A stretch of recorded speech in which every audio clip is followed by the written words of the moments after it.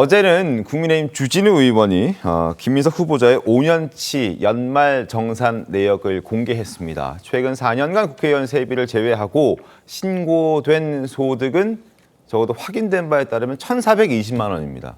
그러니까 김민석 후보자가 5년 동안 국회의원으로서 세비를 받은 게 5억 1천만 원이고, 그리고 본인이 사용했다라고 뭐 추징금 포함해서 카드 현금 그리고 기부금까지 해서 10억 원이 훌쩍 넘고, 이런 과정에서 과연 번 것보다 쓴 게 더 많은데 그렇다면 어디에서 그 돈을 더 추가적으로 조달한 것이냐라는 의혹을 거듭 제기하고 있고, 그때 김민석 후보자 측에서는 조의금이라든지 그리고 강연료라든지 행사비라든지 기타 소득이 있었다라고 얘기를 했습니다. 근데 지금 확인된 기타 소득은 1,420만 원이고 지금 더 소명해야 될 액수는 8억 원이란 말이죠. 네. 그러니까 앞뒤가 안 맞는다 이거죠.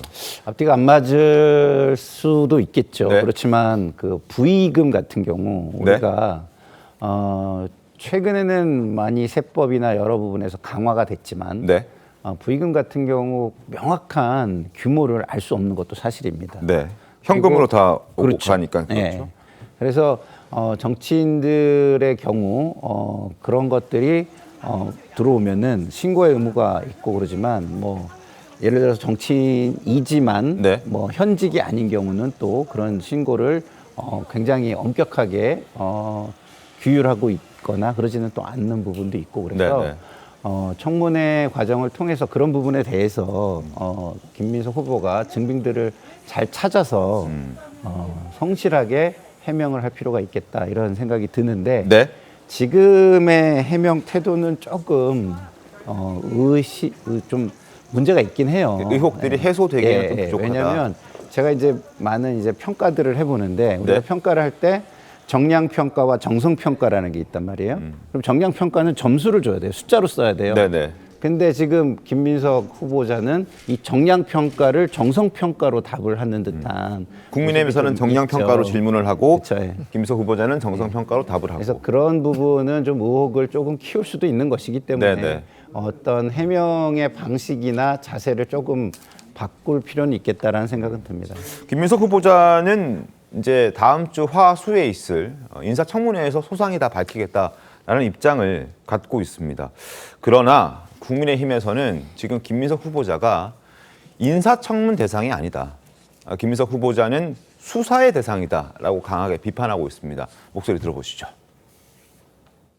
김민석 총리 지명자는 인사청문회 대상이 아니라 수사 대상 아닌가 생각이 듭니다. 2020년 5월에 재산이 공개됐습니다. 마이너스 5억 8천만 원입니다. 거액의 빚밖에 없었습니다. 반면에 지출은 확인된 것만 13억 원입니다. 부의금이나 강연료 등 기타 소득이 8억 원 정도는 돼야 소명이 되는 것인데 세비 이하의 소득은 불과 1,420만 원입니다. 스스로 낸 연말정산 자료보다 더 정확한 자료가 있겠습니까? 저런 주장들이 나오고 공격들이 나오고 있지만 대통령실에서는 임명 동의는 자신하는 분위기입니다. 화면 함께 보시죠. 김 후보자와 관련된 여러 의혹들이 지금 제기되고 있지만 불법을 저지른 사실이 없다. 객관적으로 문제가 없다고 본다. 이렇게 대통령실은 얘기하고 있고, 이재명 대통령도 과거 출국할 때 다 소명된다고 본인이 얘기했더라. 나도 그걸 믿는다라는 취지로 답을 남기고 갔습니다. 그리고 오늘 돌아왔죠. 어떻게 보셨습니까? 이제 인사권자에게 네. 지명을 받은 국무총리 후보자로서 의혹이 제기되면 이 부분에 대해서 대통령이 물어볼 거 아닙니까? 네네. 그럼 뭐라고 대답하겠습니까? 거기서 제가 진짜 문제가 됩니다. 이렇게 얘기하겠습니까? 아니면은 이거 정말 그 터무니없는 의혹입니다. 제가 다 해명하겠습니다. 이렇게 얘기하겠습니까? 저는 김민석 후보는 당연히 후자의 답을 했다고 생각합니다. 네. 그러면 인사권자는요 어떻게 해야 되냐면 정말로 그 임명을 받은 김민석 후보자가 네. 그런 의혹이 정말 터무니없는 의혹인지 진짜인지 이거를 민정수석, 지금 민정수석은 공석입니다만 그 인사 검증을 하는 기관에 맡겨야 되는 거예요. 그것을 얘기만 듣고 후보자가 전혀 이 터무니없는 얘기라고 하니 네. 그걸 믿고 임명하겠다. 이것은 제대로 된 인사권자의 행동은 아니라고 봅니다.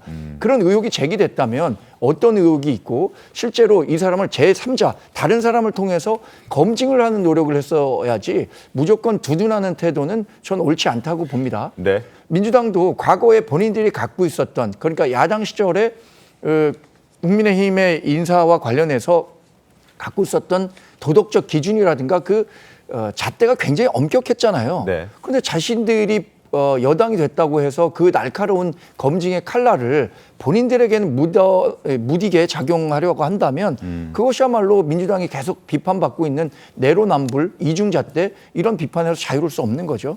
알겠습니다. 아니 근데 아까도 제가 말씀드렸지만 아직 청문회가 끝난 게 아니잖아요. 시작도 안 했죠. 그러니까 청문회에서 또 충분히 해명할 수 있는 부분이 있다는 것도 감안하고 네. 말씀을 해주셨으면 좋겠고요. 그리고 제가 지금 좀 아까 제가 부의금과 관련한 규정이 명확하지 않았어서 한번 찾아봤는데요. 네.